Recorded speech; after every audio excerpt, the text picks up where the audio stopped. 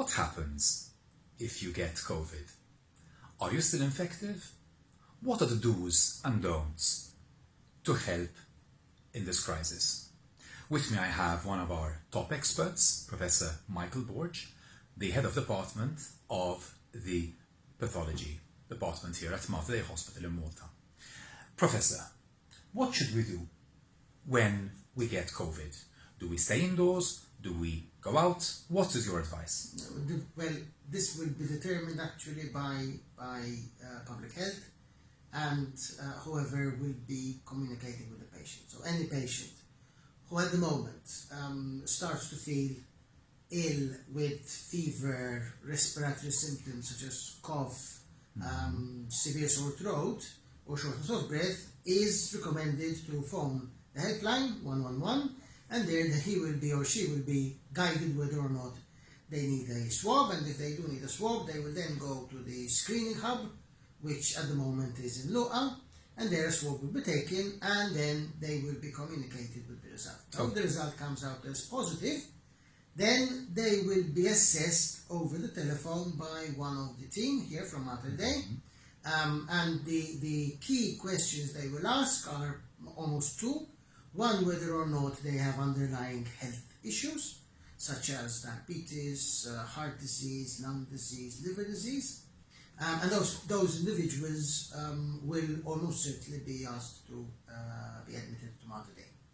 Because in terms of COVID, that is our biggest concern, because it's the complications of COVID in people with underlying chronic conditions. So those people who want to keep under our eyes, under observation, so they will be admitted to Malta Day. The other question to ask is whether or not you can self-isolate yourself safely.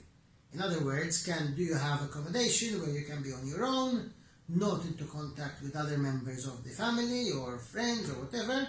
So if anyone, or if someone is relatively young without underlying conditions and they have a place where they can stay on their own, very often these are being asked to actually stay at home because that is the safest route, and then they will be assessed on a daily basis by doctors from the health department. So they won't be left alone, in other words. Exactly. So, very good. And of course these individuals will be asked to take their own temperature twice a day. So if they have a spike in fever, they will need to let us know, and of course, as I said, they will be spoken to twice a day.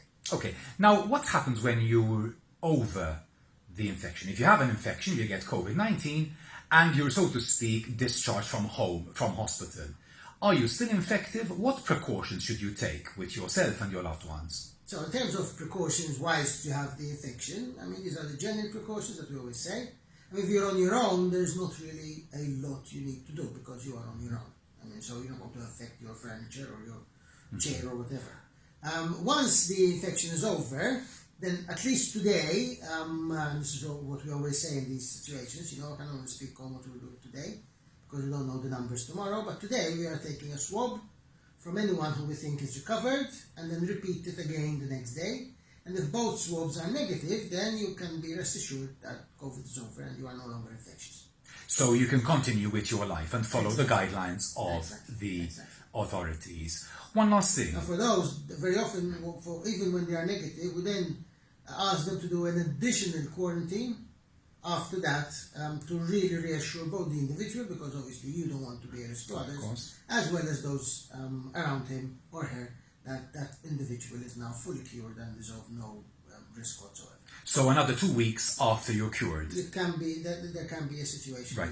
Are you infective within those 2 weeks after the cure? No, but what you're looking for is to see whether or not there may be a recrudescence, we say, the symptoms come back, because in some instances it's not that the individual gets the infection again, but it's simply the fact that the infection would not have been cleared fully, even though the swab would be negative, and then would reactivate after a few days or a week or so.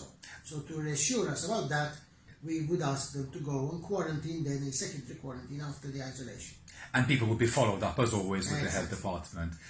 Brilliant. Thank you very much. I have been Dr. Mark Schuer with Professor Michael Borge. Stay safe, adhere to the guidelines, and remember, wash your hands.